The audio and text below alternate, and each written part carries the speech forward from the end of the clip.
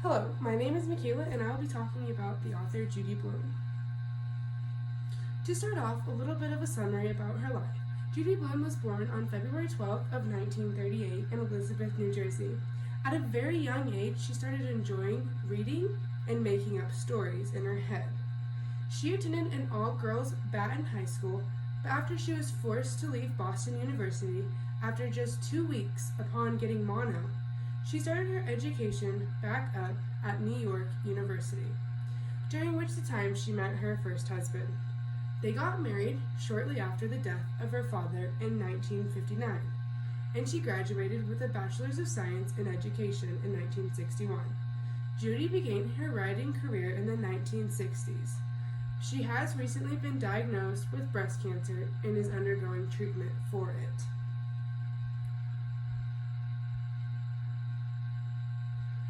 To talk a little bit about the work that she has published, author Judy Blume has written popular children's and young adult books, such as Are You There, God?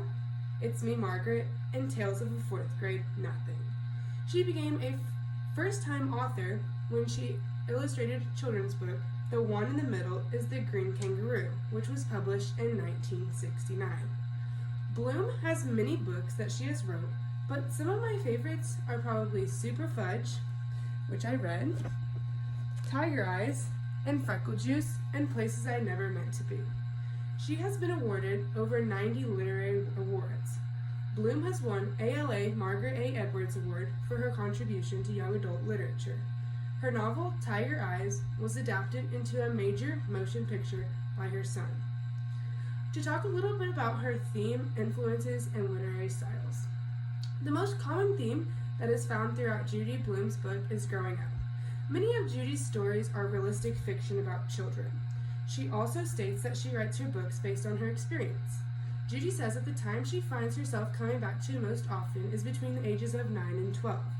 In an interview, she actually stated, "I think we write what comes naturally, and for her, that is real life." Blume says that she was influenced by Beverly Cleary. She tells in detail how, when she laughed so hard when she read Beverly Cleary's books that she almost fell off the sofa, and that's when she decided to write books like that. As Cleary's books were described as fresh, funny, and not boring, that is what Judy Blume looks up for. When talking about her literary style, she writes realistic fiction stories. Her novels are generally narrated by a character in the story, using first-person narration. Blume's novels have strong character development and focus heavily on the dialogue to tell the story. Judy states that she also allows her first drafts to just pour out of her continuously and just write down, and then she claims to be more of a reviser than a writer. She usually does her rough drafts 5 times before they're finished. The read aloud that I chose is Super Fudge, and I chose to read the first 2 chapters. So this story starts off by taking place in the family's house, and the characters involved are Mom, Dad, Peter, Fudge, the youngest son, Turtle the dog, Henry, Grandma, and the newborn baby Tamara. To start off the first chapter, Peter's mom and dad tell him that his mom is pregnant while they are making stew for supper that night, and he did not like that at all. Peter was very upset that they did not tell him until 4 months had passed. But the parents wanted to make sure that they knew for sure they were pregnant. All he kept saying was not another Fudge.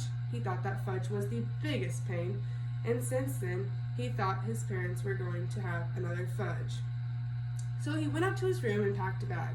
Once he had it all packed, he came back, marching back down the stairs, and started to walk out the door.